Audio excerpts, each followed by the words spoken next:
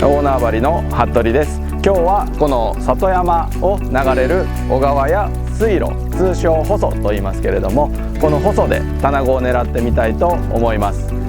使う仕掛けはタナゴ浮き仕掛け。もう竿につけるだけですぐ始められる簡単な仕掛けになってます。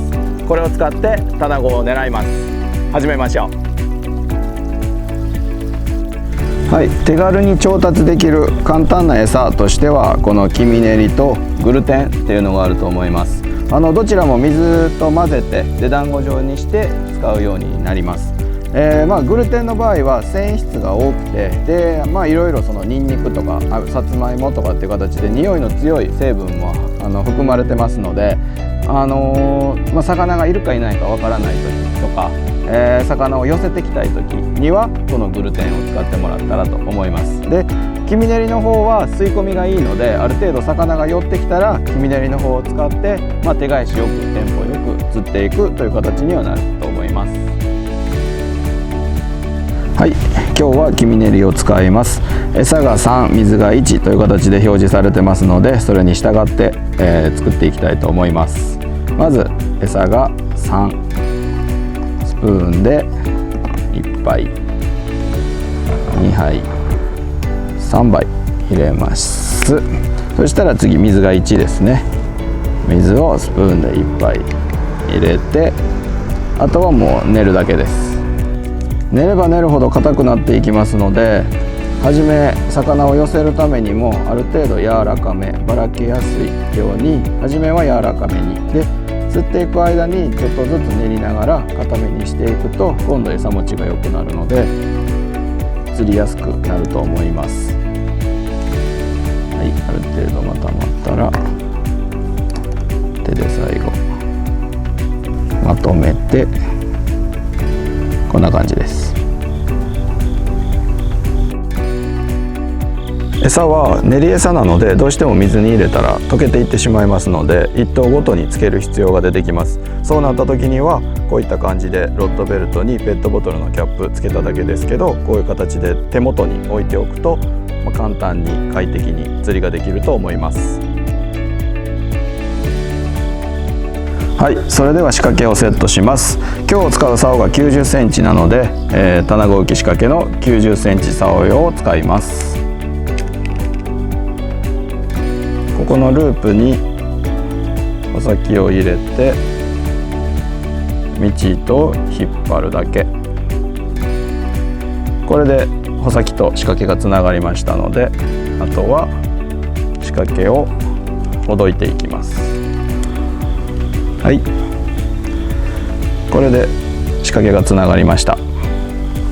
あとはもう見た感じ水深が浅いので、浮きの位置を浅めに調整します。まずこの人丹目印、タナゴも餌を食べて浮きがぐっと沈むっていうことが少ないので、実際はここにある人丹目印の動きを見て当たりを取ります。ある程度等間隔になるように調整してください。そしてセット完了したら餌付けです。餌は小さくして針先にちょこんとつけます。こんな感じ。仕掛けを入れていきます。親浮きで見るよりも人丹目印がピクピク、もうすでに動いてますけど、ピクピク動いたら合わせていきます。もう取られてしまいましたね。説明している間にもう餌を取られてます。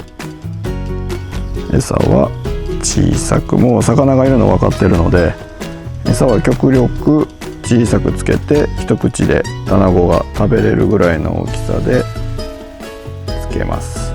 そして振り込みます。もうすぐ寄ってきますね。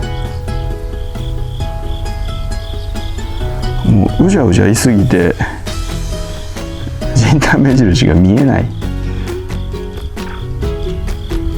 はい、釣れました。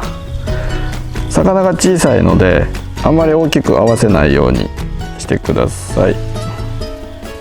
はい、バラタナゴですね。大陸バラタナゴ。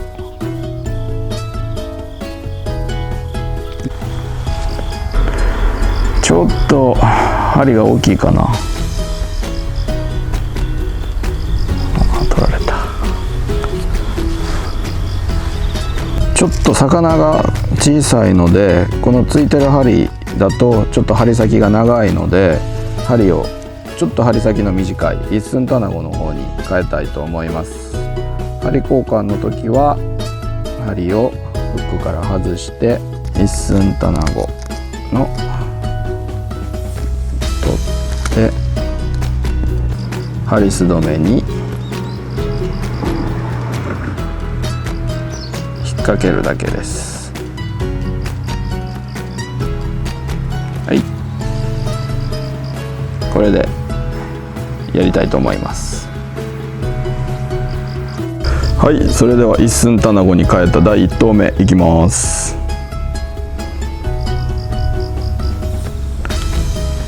はい、釣れました。小さいのには小さいのに対応した針に変えるとさらに簡単に釣れます。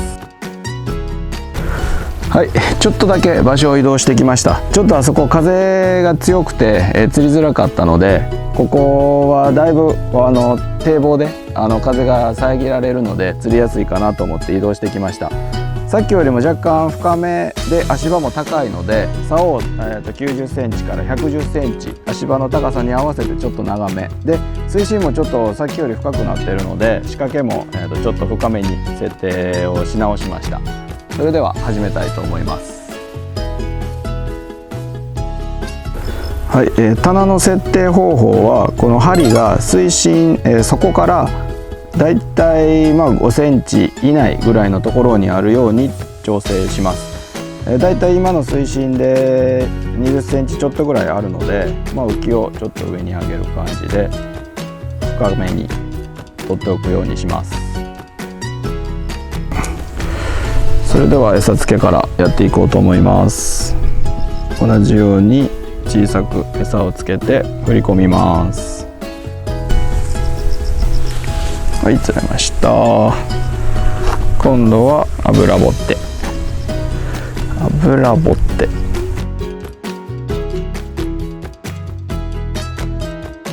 さっきからずっと足元で釣ってると、ここに入ってこれずに、その脇の方でちょっと大型のやつがフラフラしてるので、それを狙うのに180の竿に変えて、仕掛けも180センチ、タナゴ浮き仕掛けの180センチに変えて、その脇にいるやつを釣ってみようと思います。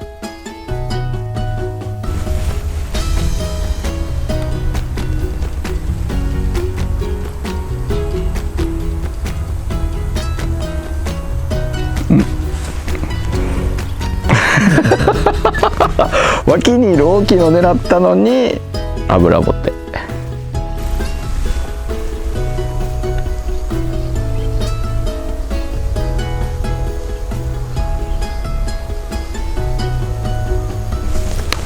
お、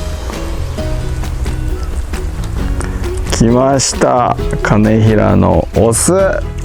婚姻色めっちゃ綺麗でしょ。これが釣りたくてやってるんですよね。この婚姻色、虹色に光るタナゴ。